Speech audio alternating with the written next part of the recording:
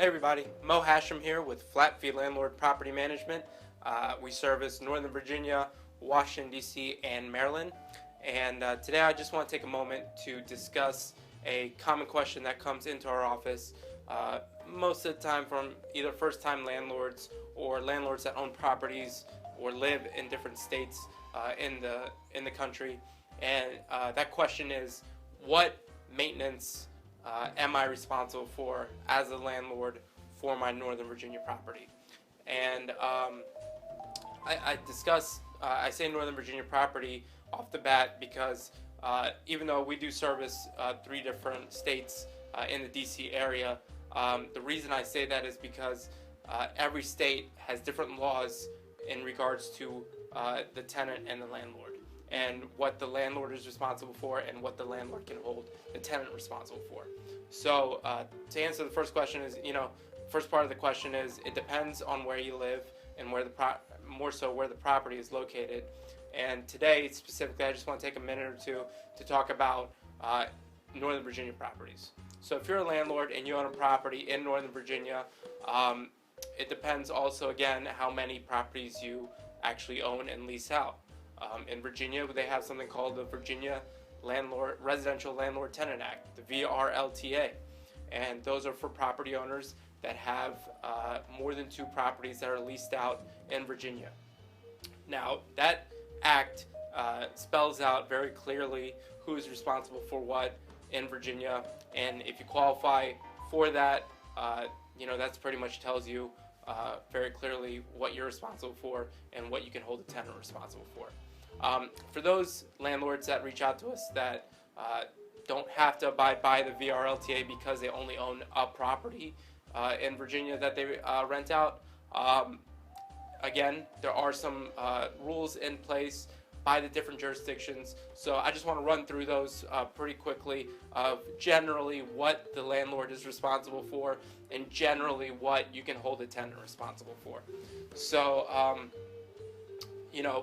to be clear, you want to set up clear expectations with the tenant before the lease even starts of what they are responsible for and what you will be responsible for. And you do that by listing that in the lease.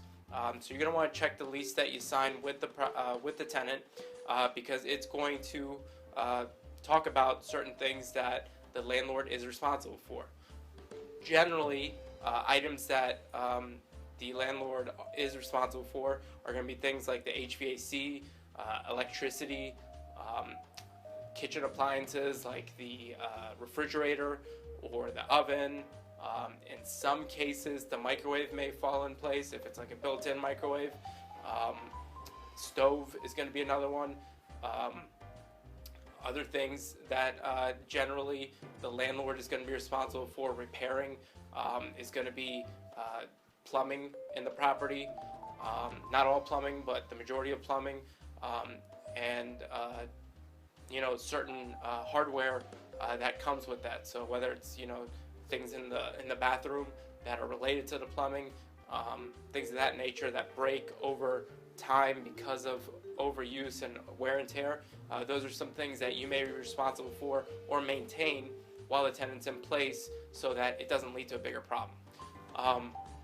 Now, depending on the lease and depending on what you feel comfortable as a landlord, common things that landlords hold tenants responsible for are going to fall back into plumbing, but generally these plumbing issues are going to be like clogs of the sink or the toilet that is caused directly by one instance that the tenant had done to cause that clog. So a lot of times that can be brought back to the tenant. Other things that generally the tenant is responsible for while they're renting the property is going to be things like servicing the HVAC filters, changing those anywhere from 2 to 3 times every 2 or 3 months. Other things is going to be changing light bulbs that go out, going through and checking maintaining the lawn and the yard of the property if you have one and it's not a condo, a single family home. Making sure that they report any big or small issues before they become really big issues. So whether that is a leak, whether it's coming from outside on the roof, or a plumbing leak caused by, over time, these are things that the tenant is responsible for generally in the lease, for letting the landlord know so that the landlord can address them and fix them before they become a big issue or even an issue at all. So those are, some big things. Another thing that the tenant can be held responsible for by the landlord is winterizing the property come wintertime. This is going to help reduce the risk of busted pipes during the winter due to freezing temperatures outside. And again, that's something you can generally hold the tenant responsible for doing. And if they don't do it, unfortunately, it could lead to big issues, and that just opens up a whole nother can of worms. So generally, we try to remind the tenants ahead of time to do that, and also let us know that they have. Ultimately, as a landlord, it is your property. It's in your best interest, most likely, to maintain it as best you can.